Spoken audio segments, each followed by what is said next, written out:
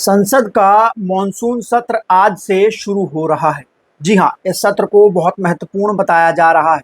आज प्रधानमंत्री ने मॉनसून सत्र शुरू होने से पहले मीडिया से बात की। प्रेस कॉन्फ्रेंस तो नरेंद्र मोदी करते नहीं हैं, लेकिन क्या कुछ नरेंद्र मोदी ने कहा, इस सत्र को लेकर क्या-क्या तैयारियां हैं, विपक्ष किस तरीके से एकजुट है और खासकर बीएसपी सुप्रीमो मायावती ने ऐसा क्या कह दिया संसद सत्र शुरू होने से पहले कि चारों तरफ चर्चा हो रही है। नमस्कार, मेरा नाम है गौरव पाल, आप देख रहे हैं गौरव का चश्मा। प्रधानमंत्री नरेंद्र मोदी ने मॉनसून सत्र शुरू होने से पहले आज मीडिया से बातचीत की। मीडिया से बातचीत की अपना भाषण दिया और कहा, जिसमें उन्होंने अपनी सरकार के कार्यकाल को गिनाया और तमाम चीज़ें कही और ये बताया कि भारत जो है वो बहुत तेज़ी से तीसरी अर्थव्यवस्था बना है। देश में 25 करोड़ लोग जो हैं वो गरीबी से बाहर हो गए हैं। 2014 से पहले जो महंगाई थी वो डबल डिजिट में थी, आज 2% रह गई। ये कई सारी बातें जो हैं वो प्रधानमंत्री मोदी ने की। प्रधानमंत्री मोदी को डर है। जी हाँ, इस बार भाजपा संसद सत्र से पहले पूरी तरीके से डरी हुई है। डरी इस तरीके से है कि आपको क्या बताऊं कि इस बार जो मॉनसून सत्र होने वाला है उसको लेकर भाजपा में बहुत ज़्यादा भय है। कई मुद्दे ऐसे हैं जिस पर भाजपा को घिरने वाला है। मॉनसून की बारिश में इस बार संसद में सरकार पर सवालों की ऐसी बारिश होगी कि सरकार के लिए बचना मुश्किल हो जाएगा। आमतौर पर हम भाजपा का रवैया देखते हैं, भाजपा का रवैया सिर्फ इतना रहता है कि जो मॉनसून सत्र है वो या फिर कोई भी संसद सत्र है वो सिर्फ बिल पेश कराने के लिए ना हो। हमने देखा है कि सरकार हर बार बहस करने से, बात करने से, सवालों के जवाब देने से बचती है, लेकिन इस बार जो विपक्ष है वो पूरी तैयारी में है और उसने भाजपा को संसद में चारों तरफ घेरने का प्रोग्राम बना लिया है। जी हाँ, भाजपा के नेता जो हैं वो बार बार ट्वीट कर रहे हैं कि संसद को इस तरीके से चलाना है, उस तरीके से चलाना है, क्योंकि उनको पता है कि विपक्ष जो है वो इस बार सवालों का पिटारा लिए बैठा है। और क्या क्या सवाल पूछे जा सकते हैं। सबसे पहली बात, जो महाभियोग की बात है जस्टिस यशवंत वर्मा के खिलाफ, उसमें सरकार जो है वो विपक्ष का साथ चाहती है, लेकिन विपक्ष एक शर्त पर समर्थन देने को तैयार है, वो है कि ये जस्टिस यशवंत वर्मा के खिलाफ एफआईआर दिखाओ। अब इस पूरे मामले में सरकार एफआईआर नहीं दिखा पा रही है, बैकफुट पर जा रही है और ऐसे में विपक्ष जो है इस पूरे मामले में एक सवाल पूछ रहा है कि क्या न्यायपालिका को कंट्रोल करने के लिए महाभियोग का जो एक्सपेरिमेंट है ये तो नहीं लेकर आया जा रहा। उसके अलावा कई और चीज़ें ऐसी हैं जिसको लेकर विपक्ष जो है वो सरकार को घेरने को तैयार है। सबसे बड़ी चीज़ है जो हमारी विदेश नीति है। हमारे देश की विदेश नीति को लेकर काफ़ी सवाल उठ रहे हैं, खासकर तब से जब से भारत पाकिस्तान के बीच युद्ध की बात हुई है। जब से युद्ध हुआ है ऑपरेशन सिंदूर के बाद से लगातार हमारे देश की विदेश नीति को लेकर कई प्रकार के सवाल उठे हैं और विदेश नीति पर सरकार घिरती हुई नजर आई है। देखिए, मैं आपको एक बात बता देता हूँ। संसद जो है वो एक ऐसी जगह है जहां पर सरकार झूठ नहीं बोल सकती। वहां पर सरकार को आंकड़ों के साथ सच बोलना पड़ेगा। मीडिया ट्रायल में प्रवक्ता तू मैं करके, गाली गलौज करके अपनी बात को ऊंची रख सकते हैं, लेकिन संसद एक ऐसी जगह है जहां पर टटपूंजिए प्रवक्ताओं की नहीं चलती, जहां पर सरकार को अपनी जिम्मेदारी से जवाब देना पड़ता है। क्योंकि संसद सिर्फ बिल पास कराने के लिए नहीं होता, संसद इस देश के सरकार को जवाबदेही सुनिश्चित करता है कि ये 140 करोड़ लोग हैं, इनकी जवाबदेही हो। मैं आपको बता दूं कि इस पूरे मामले में एक महत्वपूर्ण फैसला ऑपरेशन सिंदूर, सीज फायर और ट्रंप के बयान पर भी सरकार जो है वो घिरती हुई नजर आ रही है।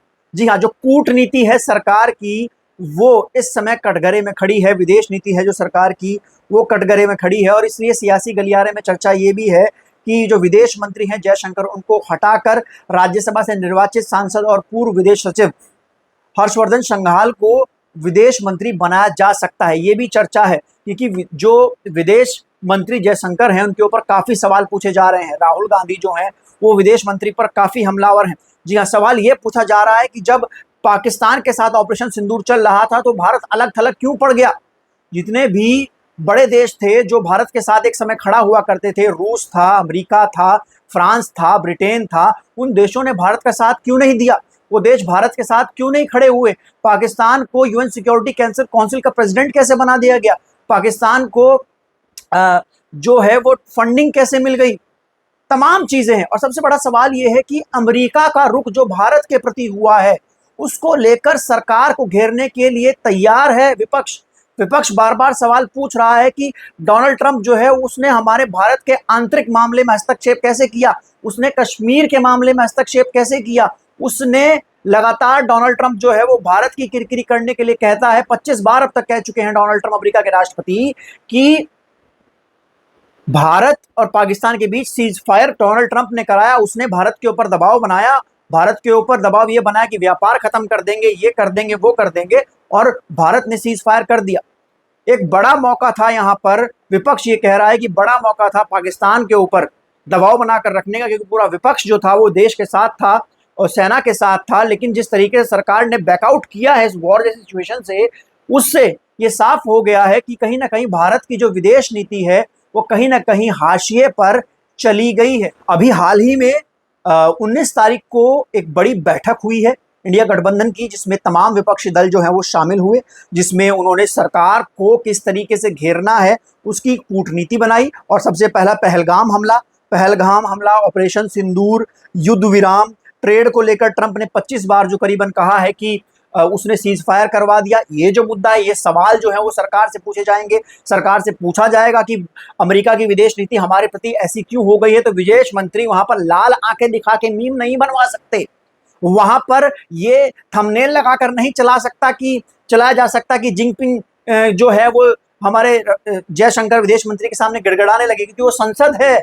वहां पर सच बोलना पड़ेगा, वहां पर बताना पड़ेगा कि आखिर रूस भारत से क्यों दूर हो गया, अमेरिका भारत को आंखें क्यों दिखाने लगा, क्यों विदेशी देशों ने भारत का पाकिस्तान के खिलाफ उस तरीके से साथ नहीं दिया। उसके बाद बड़ा जो इस पूरे मामले में एक जो सवाल उठ रहा है वो बिहार में हो रहे एसआईआर को लेकर हो रहा है कि बिहार में ये प्रक्रिया क्यों लाई गई और इसके पीछे मंशा क्या है। सुप्रीम कोर्ट क्या चाहता, मतलब चुनाव आयोग क्या चाहता है जो कि इस तरीके की ये वोटबंदी की प्रक्रिया लाई गई है। गाजा के मामले पर सरकार की विदेश नीति क्या है।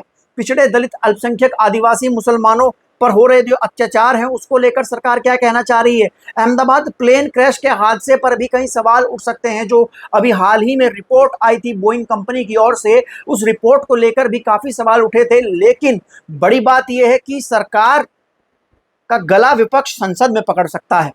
मीडिया टीवी चैनल्स पर तो बड़बड़ करके कुछ भी निकल लेते हैं, लेकिन यहां पर मीडिया बचाने सरकार को नहीं आएगा, यहां पर सरकार को जवाब देना पड़ेगा। और इस बार उम्मीद की जा रही है कि इस बार विपक्ष जो है वो संसद में काफी हंगामा करने वाला है, यानी कि सरकार पर, नरेंद्र मोदी पर विपक्ष जो है वो संसद में सवालों की बारिश करेगा। बीएसपी सुप्रीमो मायावती ने भी बड़ी बात कही है। संसद सत्र शुरू होने से पहले उन्होंने कहा कि सरकार को जो है काम जो है उस पर ध्यान देना चाहिए, जो गरीब शोषित वंचित समाज के लोग हैं, इस संसद सत्र में उन पर बात होनी चाहिए, ऑपरेशन सिंदूर पर बात होनी चाहिए, और इस पर विदेश नीति पर बात होनी चाहिए, जो भाषा विवाद चल रहा है इस पर बात होनी चाहिए, आम जनता के मुद्दों पर बात होनी चाहिए, महंगाई बेरोजगारी पर बात होनी चाहिए। ये सारी चीजें बीएसपी सुप्रीमो मायावती ने कही। उन्होंने कहा कि इस पर बात होगी तभी बात बनेगी। सरकार अगर इस संसद सत्र को सिर्फ बिल पास करवाने के लिए ला रही है तो काम नहीं चलने वाला। नरेंद्र मोदी ने प्रेस कॉन्फ्रेंस नहीं, मीडिया को बुलाया और कहा कि देश में 25 करोड़ लोग जो हैं वो गरीबी रेखा से बाहर निकल गए हैं। समझ में नहीं आता सरकार के पास ये कौन सा आंकड़ा है कि प्रधानमंत्री संसद के बाहर खड़े होकर जुमलेबाजी कर रहे हैं, झूठ बोल रहे हैं। अरे सरकार का अपना खुद का आंकड़ा है कि 80 करोड़ लोग जो हैं वो इस देश में मुफ्त के राशन पर अपना जीवन यापन कर रहे हैं। 140 करोड़ के देश की जनसंख्या में 80 करोड़ लोग जो हैं वो 2 टाइम की रोटी नहीं खा पा रहे हैं। मोदी जी बोल रहे हैं कि देश जो है वो तीसरी सबसे बड़ी अर्थव्यवस्था बन गई है, लेकिन हमारे उत्तर प्रदेश में हम देख रहे हैं कि यह सरकार 5,000 स्कूल जो है वो बंद करा दे रही है मर्जर के नाम पर। अभी हाल ही में सरकार पीएम बोल रहे हैं कि तीसरी बड़ी अर्थव्यवस्था है, लेकिन अगर हम बात करें जो ओवरसीज नेशनल स्कॉलरशिप है उसमें 106 बच्चे सिलेक्ट हुए थे, मात्र 40 को सरकार स्कॉलरशिप दे पाई, बाकी बच्चों को स्कॉलरशिप नहीं दे पाई। बोला फंड नहीं है। तो काहे की तीसरी अर्थव्यवस्था है भाई, काहे की तीसरी अर्थव्यवस्था है। मोदी जी बोल रहे हैं कि महंगाई 2% से कम हो गई। क्या आपको लगता है महंगाई 2% से कम हो गई है? मुद्रास्फीति मतलब 2% से कम की बात कर रहे हैं।